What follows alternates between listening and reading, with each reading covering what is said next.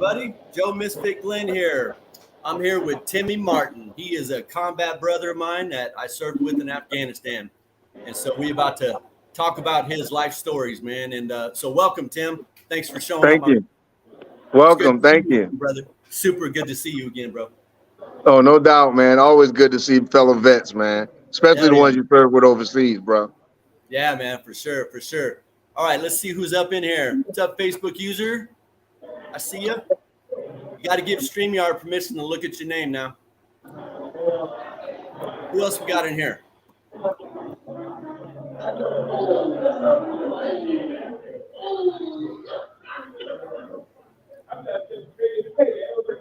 Peanut butter. Is that Don Hudson? Inside joke, Timmy. Inside joke about peanut butter, man. Yeah. No, I got a buddy named Levon Hudson. I thought it was him. Oh, no, man. Maybe. Is he a Vetcodes member? If not, send him up on in, bro. Yeah, I was in Korea with a brother named Levon Hudson. Real good guy. Nice, man. Jeremy, welcome, welcome. Cowboy.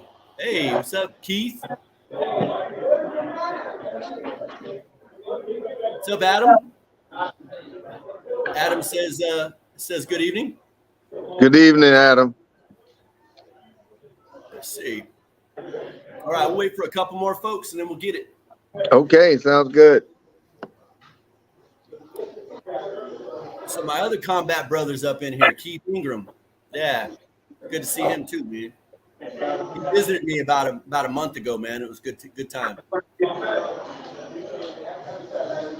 But all right, man. You know what? We're gonna go ahead and kick it off. All right, Timmy. So, like I said, everybody, me and Timmy did some years together up at Fort Campbell, 626 FSB. I was a medic. You were the nurse. What was the MOS title of that? The numbers, the nomenclature. 68 whiskey.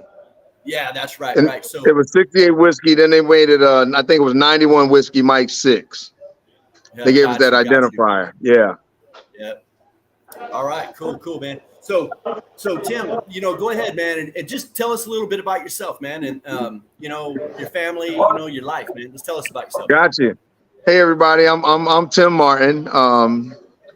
Served in Fort Campbell with Joe, man, and we did like probably about 5 good years at Fort Campbell. But I come out of New Haven, Connecticut. Born and raised out of New Haven.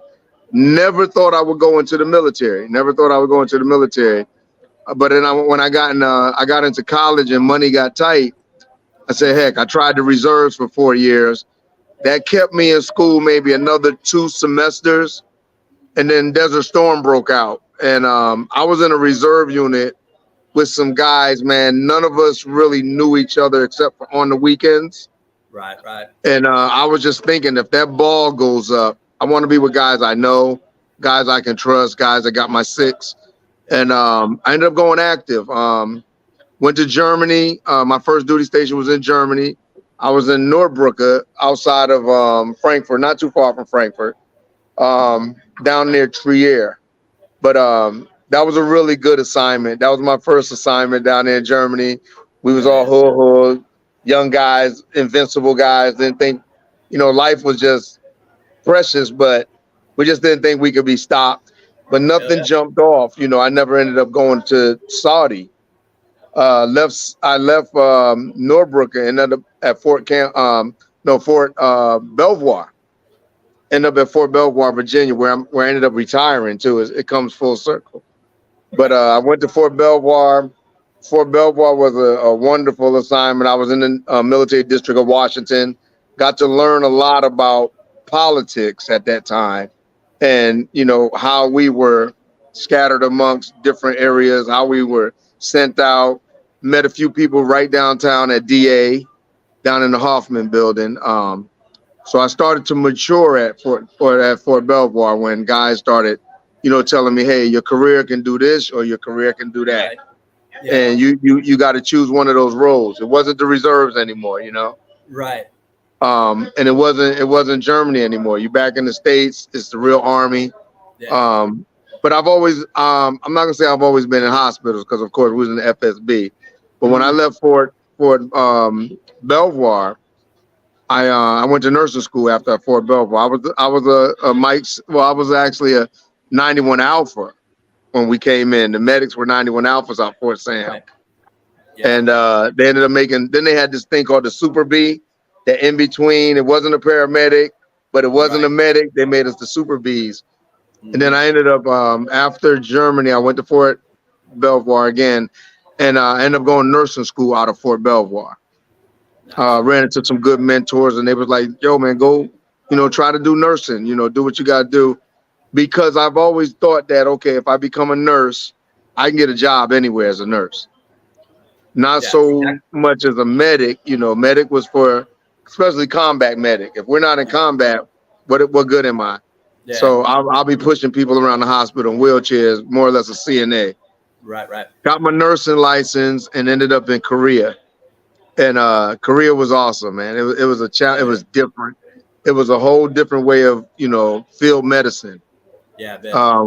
When it bothered me. It was fun in Korea, but it did bother me that when we went to the field, we had fenced in field problems. I wasn't used to that. Yeah, and it was almost like structured field problems, and that wasn't real Army to me. Yeah. But the training we received up there, when somebody mentored me and talked to me about it, when you're in Korea, you're the closest to combat that you will ever be. If you're up on the DMZ, you can see the enemy every single day. Gotcha. You're standing across from your enemy. North Korea is right there. It was challenging when I learned about it and understood it, but I couldn't deal with. We go out in the field and then you reach a fence line and you can't go further. So that kind of always stuck with me. Got you. After Korea, I came back to the States and I went to Fort Sill, Oklahoma. Oklahoma was a good assignment too. I was a nurse up on a labor and delivery ward. Never thought I would do labor and delivery, but it's crazy because my first duty station out of nursing school was labor and delivery. Wow. And then I ended up at Fort Sill doing labor and delivery. So we did some things up there, and then I left there and ended up at Fort Campbell.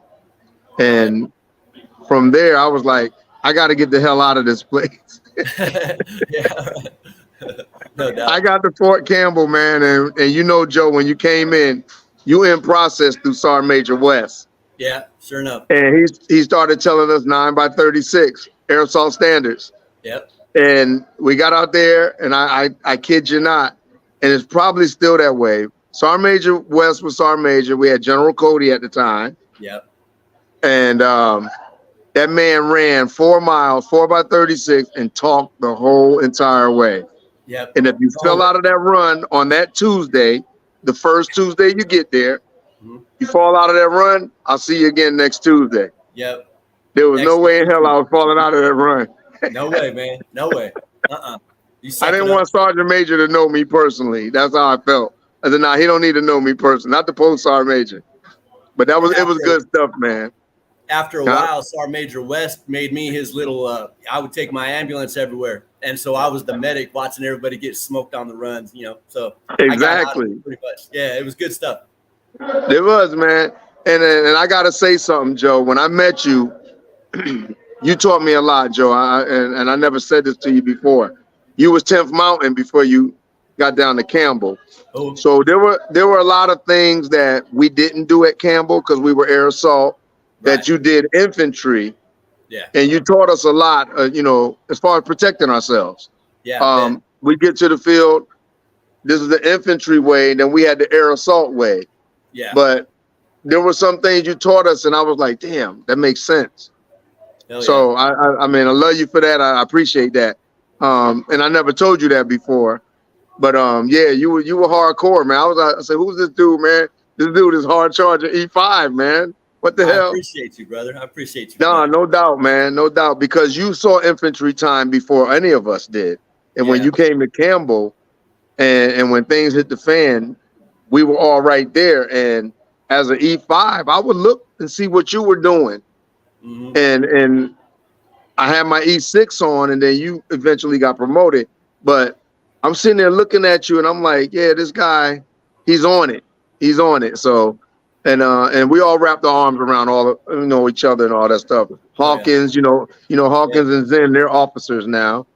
They Oh went yeah, I to the heard dark that. side. Yeah.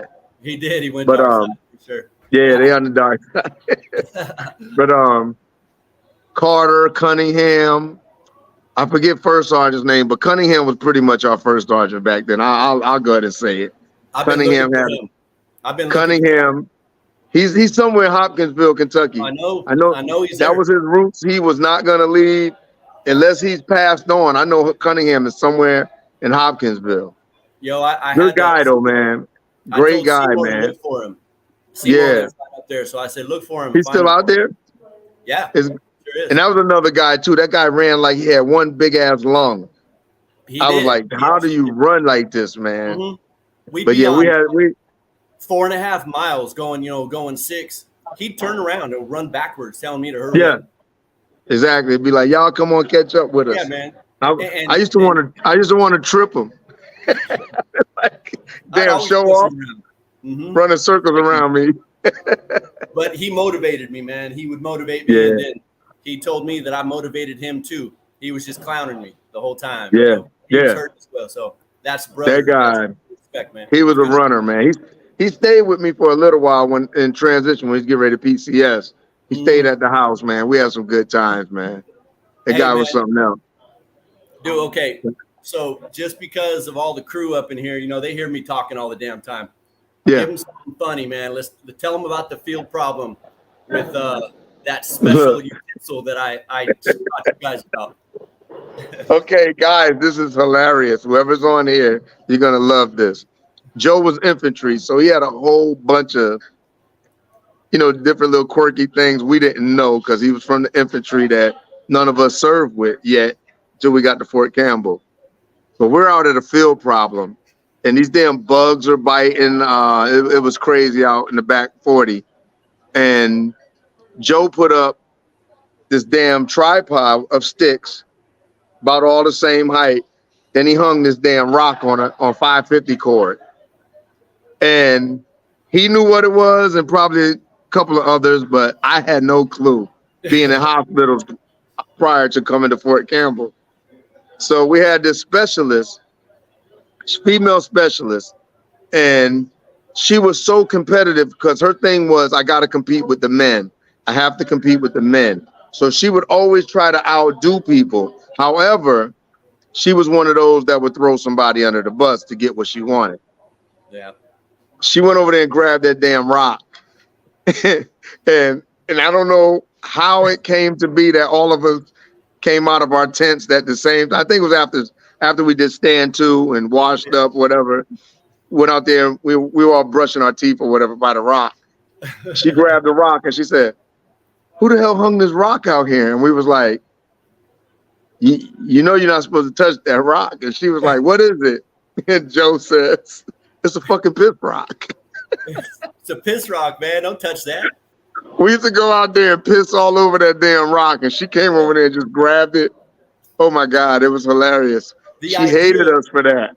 Everybody out there, man, she tried to get the sergeant major to ream all of us. Yeah. She was like, yeah, they made me touch this rock. No, nobody made you touch anything.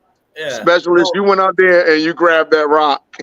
The sergeant major knew what it was, man. You put a rock out in one spot. That way people ain't pissing next to where you sleeping, right? She was a specialist. She grabbed that rock like she was an E7, like she knew what she was doing. What's this rock? Who put this out here? Like she was gonna reprimand whoever put it out there. Yeah. It was damn hilarious. And it was like, it's a piss rock. She threw it down and then it just dangled. It didn't hit the ground. She's so mad at me, man. I didn't tell you to pick it up. Seriously. You guys were at war though. It was like, okay, out of the E4s in the unit, Joe Glenn was hard charging, and the other young lady, I'm not gonna say her name, but she was hard charging, and she was always trying to outdo you. And you was like, you haven't been anywhere. You don't know anything yet. You're not gonna compete with. Learn from me instead of being against. And we're all on the same team. Yeah, I'm taking you with me. Let's go. Yeah, but she wanted to be out front, man. So, but to her credit, there are a lot of women that didn't stand up for themselves like she did. It's accurate. To her credit. So she had a little respect, but I didn't like the way she went about it because she would try to throw men under the bus. It was more like a womanist type thing, but Gotcha. hey, she was hard charging. She tried to get hers in a Yeah. man's world, so it is what And it she is. did.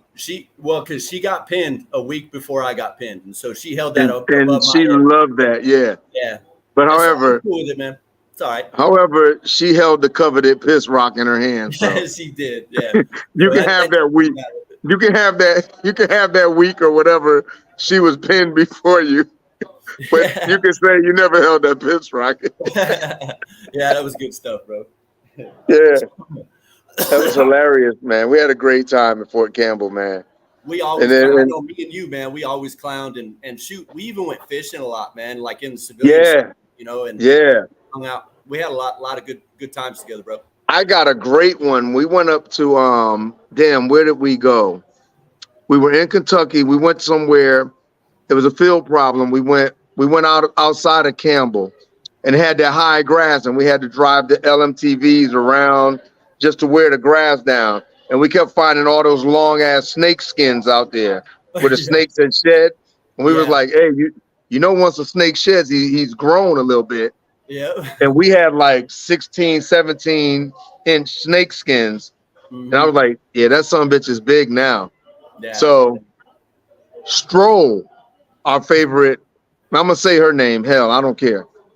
But She was she extra. Sergeant Major came over there, it was extremely hot. He said, unblouse your boots. You guys can unblouse your tops, take your tops off. And he even told us, we're not in the field, we're not all the way in the field yet, so put your gas mask off to the side. Travel light, but make sure you got your canteen on you. Right. Everybody was in compliance, and Stroll had her gas mask on. Sergeant Major came over there and he said, who's your squad leader? Sergeant Martin. Sergeant Martin, come here. I went over there, Sergeant Major, locked up, parade rest. He said, why does the soldier still have her gas mask on? I said, I don't know, Sergeant Major. He said, you know what? Because you don't know, and because she's out of uniform right now, both of you all put your mask on until I say otherwise. It was hot as shit out there. So I had my mask on. She had her mask on, and she had to stay by me. And Carter, we were out there in the field, and you know everybody has sunflower seeds out in the field. Yeah. And I'm sitting out there, and they called us into a huddle, a round huddle. It wasn't a formation. They just said, come on around. The colonel was going to talk, and we had the truck circled around. I don't know if you remember this, but that was the time Caldwell stepped out of the LMTV and missed the last step and fell in the weeds. But the weeds was so high, you didn't even see him. Yeah. So we standing there, and Carter passed me the sunflower seeds, and I had the gas mask. Spitting them inside. I put some seeds in my hand. I tried to eat them because I didn't realize I had the mask on anymore. I had to throw the damn seeds down. I was pissed, man, because of Stroll, man. He kept saying, you want some seeds? And all I could do was look at him and cuss him out under my breath. That was hilarious, man. Yeah, man. Shoot. We had a great time at Campbell. Yeah, man. We did. We had a lot of good times, man. Yeah. Well, shoot, man. You know, so did you do anything else after Campbell? Where else did you go after that? Well, after Campbell, I went back to Fort Sam. I worked on the burn unit. I worked on the burn unit for 5 years. Yeah, 5 years. I was from 4 years, from 2004 to 2008. I was on the burn unit, and that was something unique. And I'll tell people, other than going to the field, that burn unit, as gory as it sounds, was the best unit I served in. That was the best job I ever had because I left the desert the second time after we went from Afghanistan, then we went back and we went to Iraq. But I went to Iraq with the 801st. I left 626. Right. But we ended up meeting back up with you guys. And I ended up back with 626 with Sergeant Major Slater. Right. And I got to the burn unit. It was like I never left the war because I watched those guys come straight from the battlefield into the burn unit. The ones that, unfortunately got blown up or either burned. And I even got a good story about that. That's hilarious. But that burn unit was something because we would watch them come in there, and some of those burn patients stayed with us for like 6 months at a time. Yeah. And that was. I mean, those burns were so horrific. I was on the step down unit though. I wasn't on the burn ICU. Gotcha. But when I got to the burn unit, even as a nurse, it took a whole year to get used to that. And they'll tell you, you're not going to get the hang of this.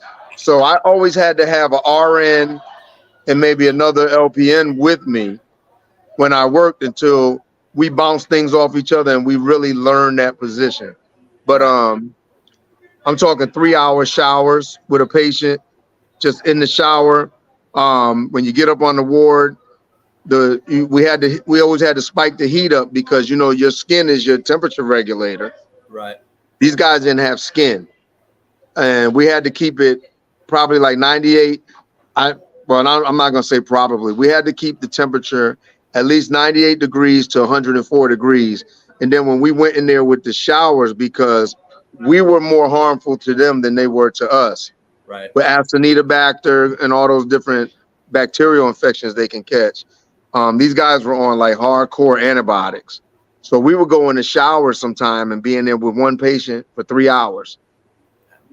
And if you got an acuity of 3 patients that you got to shower, and we worked 10-hour work days, 9 of those hours were in the shower, and you got a half hour for a report and a half hour for a report at the end of the day. Right. So you can probably get showers done, pass your medications, and it's time to go to the next one. Showers, medication, and we would be soaked. Right. One good thing about that, we had an unlimited supply of Gatorade. That's what's up. Yeah, at least they could do. But that was like the best. I mean, and that's where I really, really learned my nursing. Because there wasn't an injury or wound that you didn't see. We've seen amputees. We saw fractures. We saw burns. I ended up going to Canada for 2 weeks for the 2 weeks, or it might have been 2 weeks or a month. But I went to the burn course, the wound course, the wound care course, WCC. Went to Canada for that and learned more and more and more about wounds and how to treat wounds. But it was an awesome experience, man. We had our own. We had two. We had a psychologist and a psychiatrist for the staff because some people just couldn't take seeing that. We had a respite room where we had. They closed one of the ORs. They knocked down walls and built up. They built this thing called a respite room that had. It was a relaxation room pretty much. Gotcha. And you can sign up for like 10 and 15-minute sessions. They had a masseuse on call. You would go in there. They had a built-in waterfall in the wall. It was like a tranquility room. When the stress got this high, you go in there and you decompress. It was awesome, man. It was awesome. That was something that they had on the burn unit. I loved it up there. I thought I was going to retire and ended up working there. But, God had it different that he moved me on. So I ended up back here at Belvoir after the burn unit in 2008. I came back to Fort Belvoir, and I became the SEL, the senior enlisted leader for surgery. So I had like 9 surgical clinics, and a couple of surgery ORs that I had to service, and I worked directly for my colonel. And I've been here ever since. I worked that until 2013 when I retired. The Army started to change to the point where I wasn't feeling it. It was when you go to PT and a girl could wear a ponytail out, I was like, nah. It was just some regulations they were changing that it just wasn't hood anymore, Got you. Yeah, I feel that. And I'm not saying I'm the most hood, but there's some regulations. I mean, I didn't even like when we went to the suede boots. I used to like the discipline of shining my boots. Yeah. And being that classy soldier that we were back then, and because it was discipline. You come out there, we had a regimen that you shined your boots when you got off work, or you shine them first thing in that morning before you slipped them on, and you came to work looking good. You're looking like a soldier. Yeah. And I'm not saying they're not soldiers now, but those standards that they have, Joe, is like, yeah. I'm just that old soldier, man. You know how We we that get. old heads, yeah, man. Yeah, We're old heads, bro. Yeah, it's like yeah. that. I get it, man. Well, you know what? And, I want to tell you something, Timmy. I want to tell you something real quick, and I never told you this before, but thank you for your service, man. man, Most of the thank you too, brother. we were right there, so it just never dawned on me to say thank you. But man, I appreciate you. You did a lot of shit for our country, brother, and I appreciate you. Ah, I owe you a debt of gratitude. When we was at Fort Campbell, you guys, Joe made some damn beef jerky. Oh shit! Yeah, you got that Hey, this recipe, guy dog. made jerky, man. I can't go in any store and find jerky that tastes that damn good. Hell I yeah! mean, we would be chasing him down. Hey, it was crack. It was crack. Yeah, $5 a quarter pound, baby, all day long, $5. man. I said, hey, Joe, you bring jerky? Hey, I'm all out, man. I would go and find somebody that bought some and said, look, let me buy a couple pieces of that jerky off. He would too. I had It a whole was backpack. crack, dude. Yeah, man, it was good. Yeah, good That shit. was awesome. And I we forgot would all about say, one time I made a mistake. I said, hey, can you make it hotter? He's like, hell yeah. it. Sure did. That was the worst field problem I had because you didn't want to go in that portal, John. But your ass is on, I'm not even going to say on fire. It was on hell. Yeah, that was on the habaneros, man. Yeah, I forgot about that, man. I got it. That had to be a part of our Fort Campbell experience, man. That was the yeah. best damn beef jerky ever. I don't care what Yeah, man, nobody's. I would put that up against any store brand. it's fire. Hey, Yeah, I might come to you one day and say, hey, Joe, make a batch of jerky because I let's bet do $1 million that this store brand is not better than yours. it. I'm going to try to get somebody to take that bet. Hell I'll yeah, split man. it with you. That's what's up, bro. Yeah, man. Shit. Well, That was you a know good what, man? time, man. Let's talk about your civilian career now, because you're still continuing Got you. on with the good work, man. Tell me a little bit about it. Yeah. So I got here in '08 to Fort Belvoir. Again, I was a senior enlisted leader. Then they built a new hospital. We had the old DeWitt Army Hospital, DACH. Mhm. And I think that hospital probably had 30 hospital beds between the 3 floors that had wards, between the ICU and the 2 telemetry ward and the patient ward. Now they built this hospital they called it a community hospital. However, this hospital is big as a medical center. And now in '08, I got to in 2011 is when they built it. It opened its doors. They started building it. When I got there, they were laying the foundation. They closed down a golf course. That's how big the hospital is. They closed down the 9-hole golf course, and they started building the Fort Belvoir Community Hospital. I was part of that, making decisions on that as well, going to different meetings when they did the BRAC, when everybody started coming together with Army, Navy, Air Force. And the hospital's huge now. From one parking garage to the next parking garage, there's a parking garage on each end of it. And you guys can look it up.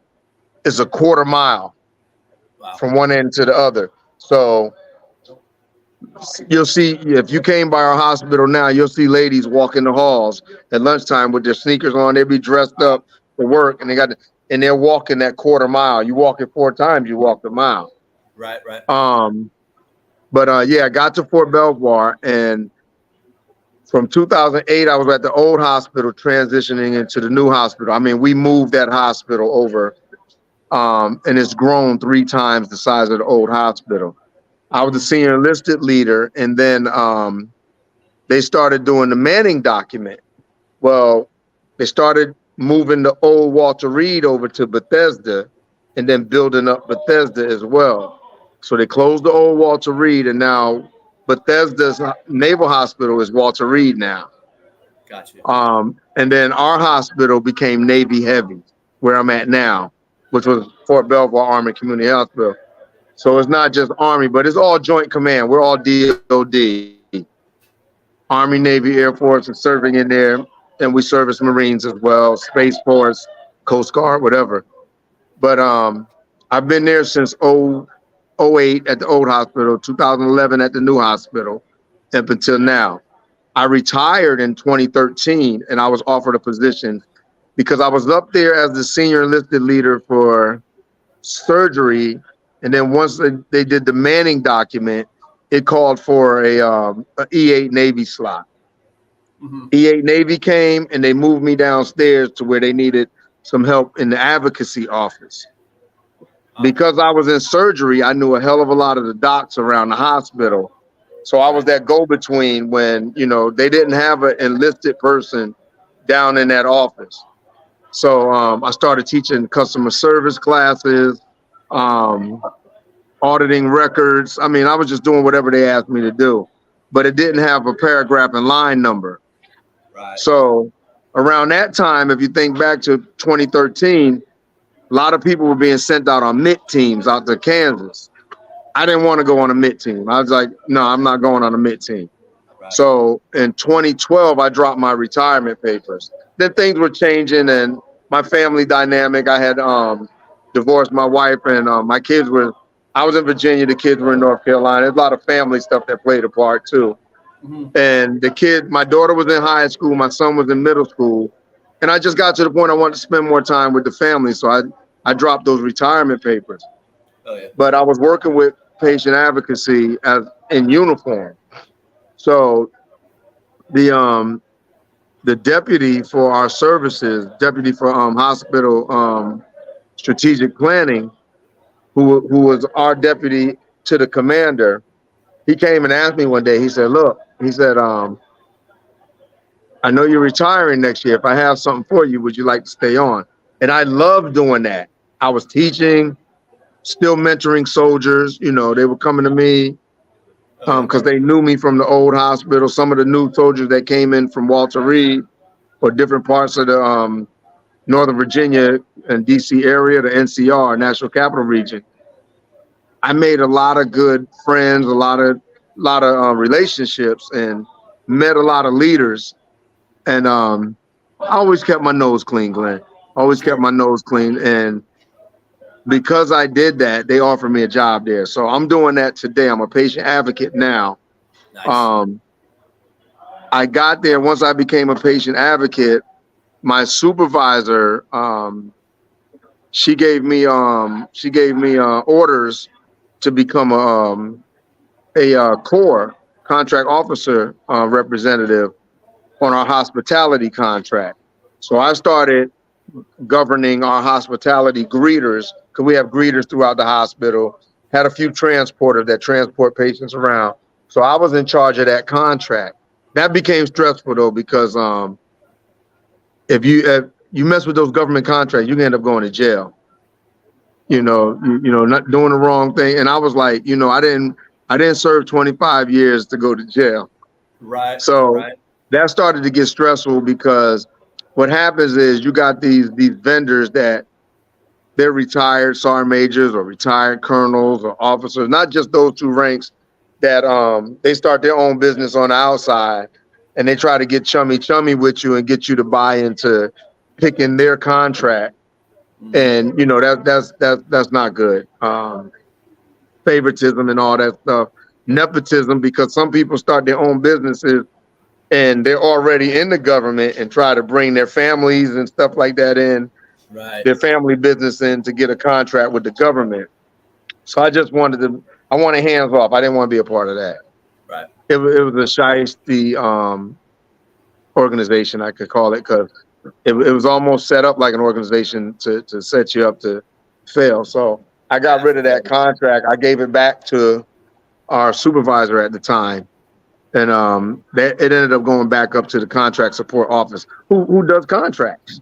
But that's where I'm at right now, doing patient advocacy, still taking care of soldiers, still taking care of retirees, still taking care of families, doing the right thing, because we all understand what right looks like. I'm still teaching customer service classes. And then some of the younger soldiers that I had when I first got there, they're E7s and E8s now, and they come and ask me for mentorship. So it feels good. And then You know, some of them still call me Sergeant. Hey, Sergeant Martin. I love that. You know, I turn around and be like, well, it's Mr. Martin now. And I'm like, you call me what you want to call me. You know, it's what I answer to. And that's what I'm doing now, man. Just putting out fires. You know, is patience. That the thing that I don't like is some of the services don't talk across the board. We're DOD now, Department of Defense. Right. And we have a small we have a small VA clinic in our hospital. We don't govern them. They're just renting that space. Mm-hmm. And there's times that I know I can help these guys, but I'm not to touch that. Wow. Yeah. It's outside of my scope. So, you know, I get involved with that. I, get the slap on the wrist or, get reprimanded, but it's not in me to tell somebody I can't help you. Right. It's not my job, or you got to go talk to the VA rep. I'm getting better at it. Right. But it still bothers me that when I see a vet struggling, you just want to reach out to him and help him, because that's what we did, man. Our brotherhood, like I said earlier, we're part of one of the biggest daggone fraternities in the world. And that's how I look at it, as a fraternity. They could say we didn't pledge, but some of the stuff that we've been through, pledging doesn't put a finger on it, doesn't touch it. I'm with you, so But man, the more you talk about it, the more I miss it, dude. I miss my uniform. I miss those days that we did all that shit, man, and had fun and laughed. And I mean, hell, I miss our fishing tournaments, man, our fishing trips that we went on. I know, man. Yeah, but when you said that about uniform, real quick, I got a funny joke, man. One of my buddies, we got a chat line, and he posted it on Facebook. God, it was something, but he said, hey man, I know what it was. One of our buddies, he worked with, he worked in the behavioral health clinic, and this guy's like 6'8", 6'9", maybe 6'10", big guy. And he retired not too long ago. And he came on there and we were talking about vets and behavioral health. And just mental health and strengthening, and he came on, he said, hey man, I moved out of the area, I moved back, I ain't seen you guys, blah, blah, blah. He got into our chat. He said, man, let's have a party, man, but let's wear our Class A's, our old uniforms. And man, we lost it. I was like, I remember going to a promotion board, man, and I was sitting there in front of the Sergeant Major saying, I hope he can duck, because if this button pops, I'm gonna kill the Sergeant Major with my button. He's gonna die by death of button. And man, we cracked. I mean, we were just on there. We were on that chat for about an hour, man, going back and forth about soldiers that came to the board and they looked red like a tomato because they just so nervous and the uniform was tight. I'm like, go get your uniform fitted properly so you can breathe. But I remember that old green uniform. That thing was tight as heck, man. I could never get that thing right, man. Yeah. I would have to say I probably fit mine right now. Hey, I would have to leave my jacket open. Yeah, good stuff, man. Yeah, same old. I get it, man. That's funny.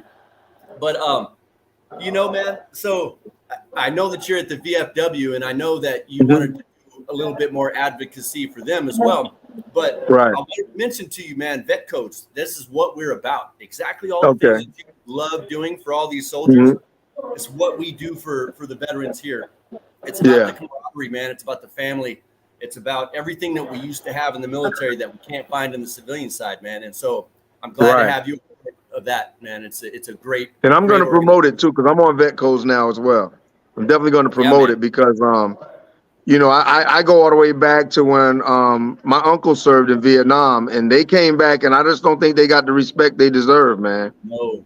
So I remember how they were treated when they came back from Vietnam, man.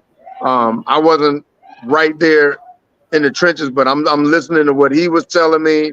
I watched him struggle when I was coming up, going from job to job and couldn't keep a job. Some of those guys were heroin addicts when they got back, and they just let them stay out there on those drugs. Now we got things in place for, guys that are substance abuse or they couldn't deal with life. either sniffing something or drinking something. We got those programs now. And my uncle's gone now, but I've always thought about that, Joe. And veterans do need to work with veterans.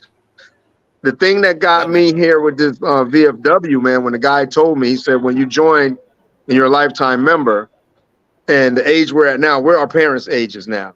You know, a lot of us are, you know, dying off, and I'm not one of those dudes that think about dying every day, but it's a reality. You know, I always tell my son, we leave the house and we take for granted we're coming home tonight.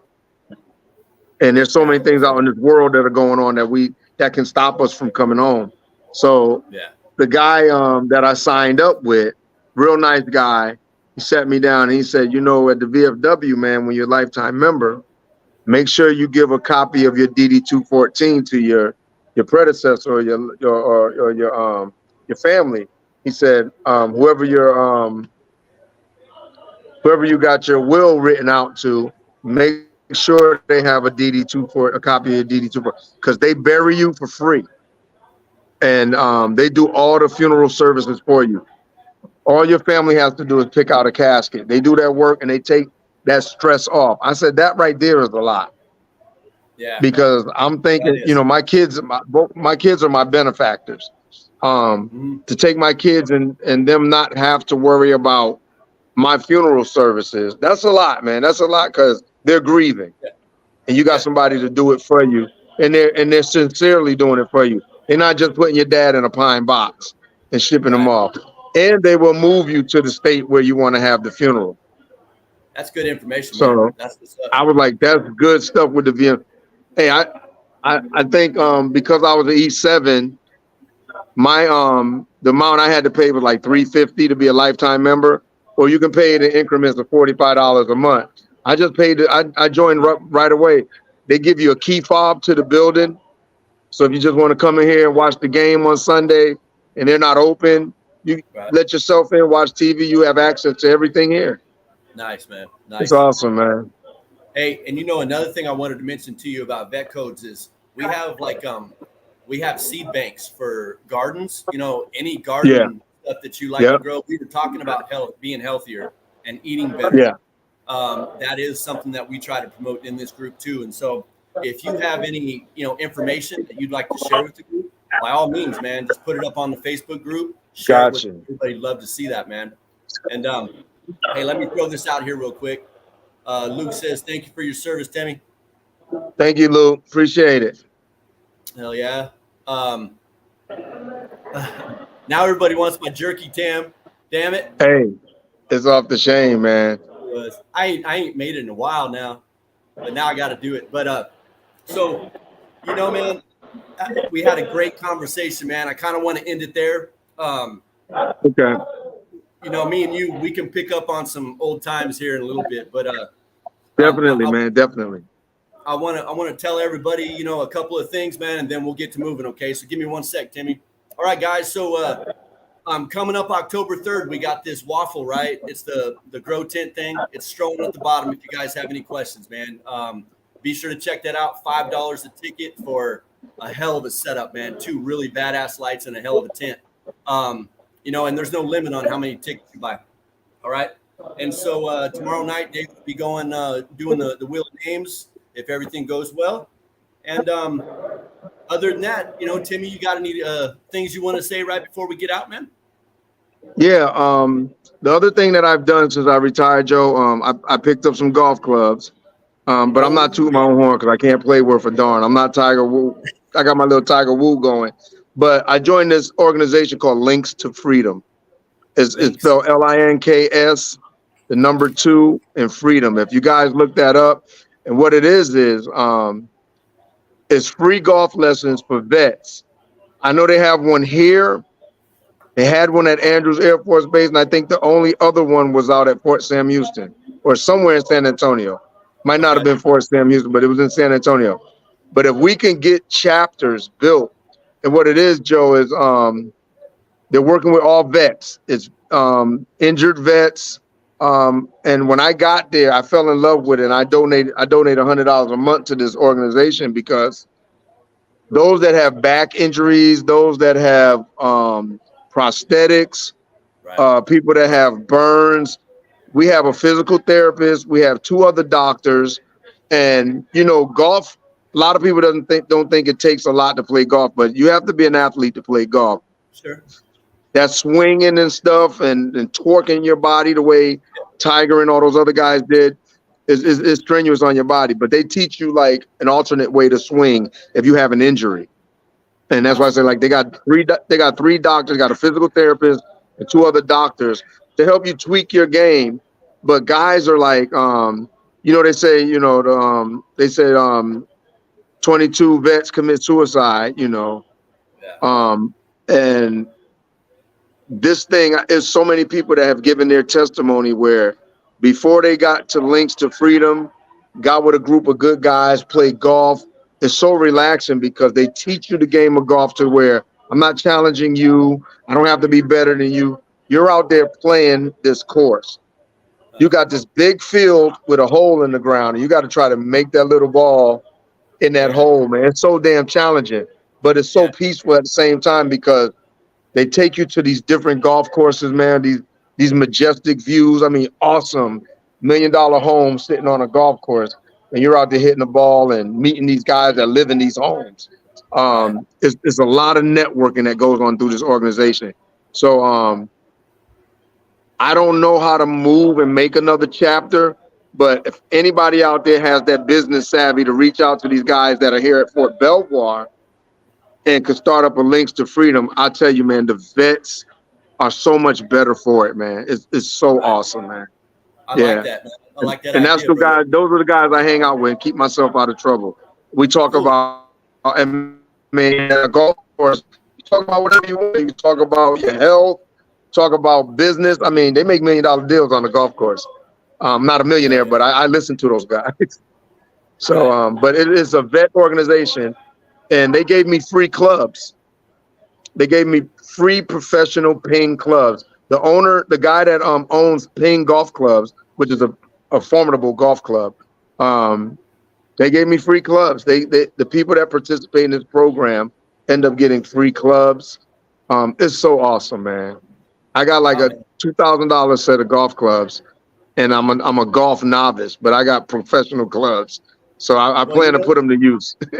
I might link up with you, man, and try to get some phone numbers or something. Maybe we can make calls and see what's going on because they have the same story that Vetcodes has, just in a different genre. Legitimate, I mean, and it's all about vets, man. It is all about vets. Exactly, man. Well, thanks for sharing that, man. And like I said, I'm gonna get with you on that. But I'm gonna go ahead and wrap it up, guys. Hey, Timmy, hold on now. Don't go anywhere. But hey, guys, thanks for showing up. Thanks for listening to the crazy stories and laughing about me and all that good stuff. So until next time, y'all. Happy growing. Peace.